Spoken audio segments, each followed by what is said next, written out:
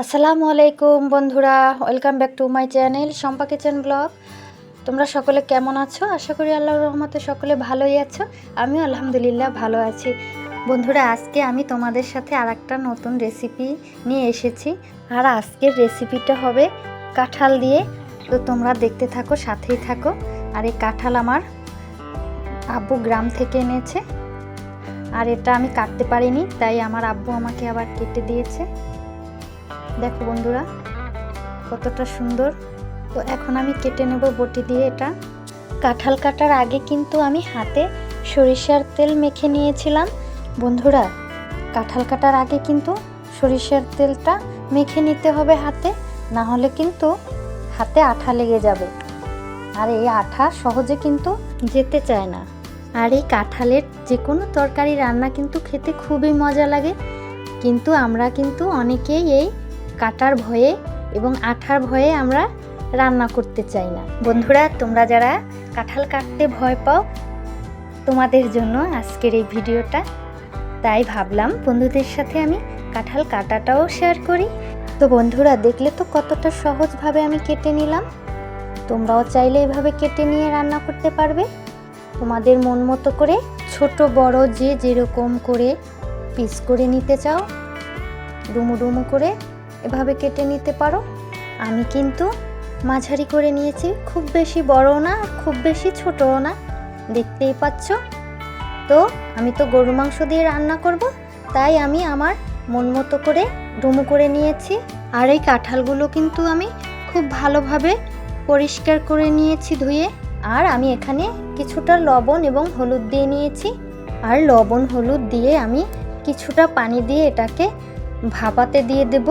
এই যে দেখতেই পাচ্ছ বন্ধুরা, আমি কতটুকু পানি দিয়েছি, খুব বেশিও না আর একবারে কমও না।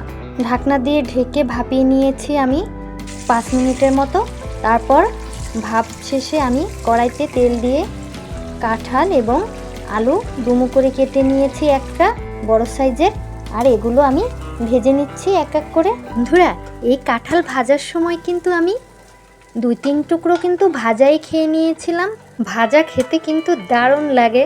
বন্ধুরা, তোমরা কে কে আমার মতো এভাবে কাঁঠাল ভাজা খেয়েছো কমেন্টে জানিও। আর এই যে ঝুড়ো ঝুড়ো দেখতে পাচ্ছ, এগুলো কিন্তু আমি খেয়ে নিয়েছিলাম, বাচ্চাদেরকেও দিয়েছিলাম। কাঁঠাল ভাজা হয়ে গেছে। কাঁঠালগুলো তুলে আমি ওই কড়াইতেই দিয়ে দিয়েছি তেল, তেজপাতা, দারুচিনি, এলাচ, লবঙ্গ। তারপরে দিয়ে দিলাম 1 কাপের মতো পেঁয়াজ কুচুনো। পেঁয়াজটা দিয়ে কিছুক্ষণ ভেজে নেব। বন্ধুরা, তোমরা যারা এতক্ষণ ধৈর্য ধরে ভিডিওটি দেখতেছো, তোমাদেরকে অসংখ্য অসংখ্য ধন্যবাদ। চ্যানেলে নতুন বন্ধু হয়ে থাকলে তোমাদেরকেও অনেক অনেক ধন্যবাদ এবং ভালোবাসা। বন্ধুরা, এখন আমি কিন্তু একে একে রসুন বাটা, আদা বাটা, তারপর হচ্ছে জিরা বাটা, ধনিয়া বাটা, এগুলো সব একে একে দিয়ে, তারপর হলুদ গুঁড়ো, মরিচ গুঁড়ো দিয়ে মশলাটাকে আমি খুব ভালোভাবে কষিয়ে নেব।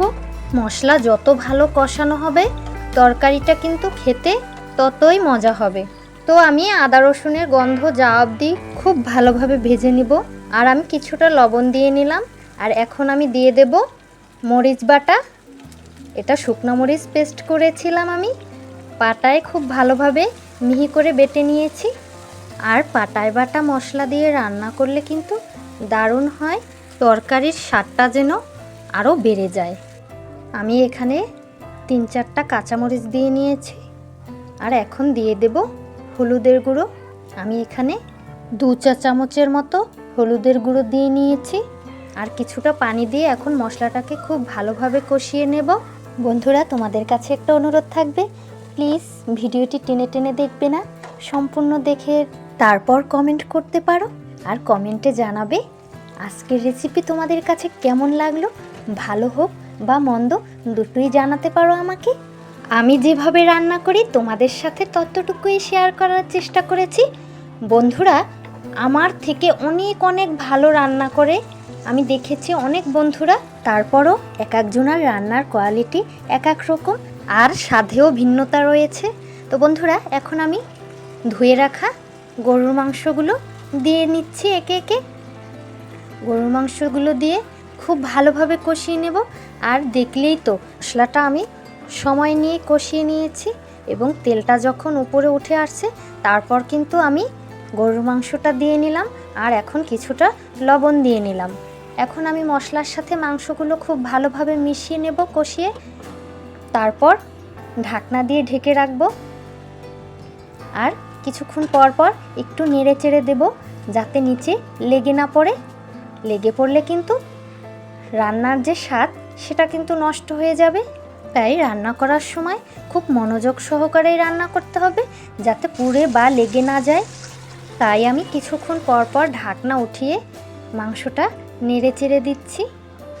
আমি আরও কিছুটা পানি দিয়ে তারপর কিন্তু আবারও কষাতে দিয়েছি আর পানিটা কিন্তু এখন প্রায় শুকিয়ে আসছে। নতুন বন্ধুরা, তোমরা যদি এখনও লাইক না করে থাকো প্লিজ একটি লাইক করে দিয়ে ভিডিওটি কন্টিনিউ করো। আর আমার ভিডিও যদি তোমাদের কাছে ভালো লেগে থাকে তাহলে আমার চ্যানেলটি সাবস্ক্রাইব করে পাশের বেল আইকনটি প্রেস করে রাখতে পারো যাতে আমি ভিডিও ছাড়া মাত্র নোটিফিকেশন আকারে পৌঁছে যায় সবার আগে তোমাদের কাছে। তো বন্ধুরা, আমার মাংসটা কিন্তু খুব ভালোভাবে কষানো হয়ে গেছে। এখন আমি হাঁড়িটা চেঞ্জ করে দিয়েছি, কারণ ওই হাঁড়িতে হবে না পানি দেওয়া, তারপর হচ্ছে কাঁঠাল আলু ভেজে রাখা দেয়া, এই কারণে আমি পাত্রটা চেঞ্জ করে নিয়েছি। আর এখন আমি দিয়ে নিলাম আলু ভাজা আর হচ্ছে কাঁঠাল ভাজা দিয়ে খুব ভালোভাবে মাংসের সাথে মিশিয়ে আমি ঢেকে রান্না করব 20 থেকে 25 মিনিটের মতো। আর যেহেতু মাংসটা খুব ভালোভাবেই কষানোই সেদ্ধ হয়ে গেছে, বন্ধুরা আমি কিন্তু কিছুদিন যাবৎ ঠিকমতো ভিডিও ছাড়তে পারতেছি না বাসা চেঞ্জ করার কারণে। তোমাদের কাছে তাই অনুরোধ থাকবে প্লিজ ভিডিওটা কেউ টেনে টেনে দেখো না। আর দেখো আমি কিছুটা কাঁচামরিচ দিয়ে নিয়েছি, 4 থেকে 5টা কাঁচামরিচ। শুধু আমি কাঁচামরিচের মাথাটা একটু ভেঙে দিয়েছি যাতে খুব সুন্দর একটা ঘ্রাণ আসে। আর এখন কিন্তু আমি কিছুটা গরম মশলা আর হচ্ছে জিরা ধনিয়ার গুঁড়ো দিয়ে ঢেকে রাখবো 5 মিনিটের মতো, তাহলে কিন্তু আমার রান্নাটা শেষ। তো বন্ধুরা, আজকের রেসিপিটা তোমাদের কাছে কেমন লাগলো কাঁঠাল দিয়ে গরুর মাংস দিয়ে অবশ্যই কমেন্টে জানাবে। আর ভুল হলে অবশ্যই ক্ষমা সুন্দর দৃষ্টিতে দেখবে। এই কাঁঠাল দিয়ে খাসির মাংস, গরুর মাংস বা দেশি মুরগি রান্না করলে কিন্তু দারুণ লাগে, কিন্তু খুব মজা হয়েছিল। তো আজকের মতো এ পর্যন্তই, দেখা হবে নতুন অন্য কোনো ভিডিও নিয়ে। ততক্ষণ পর্যন্ত সবাই ভালো থেকো, সুস্থ থেকো। আল্লাহ হাফেজ।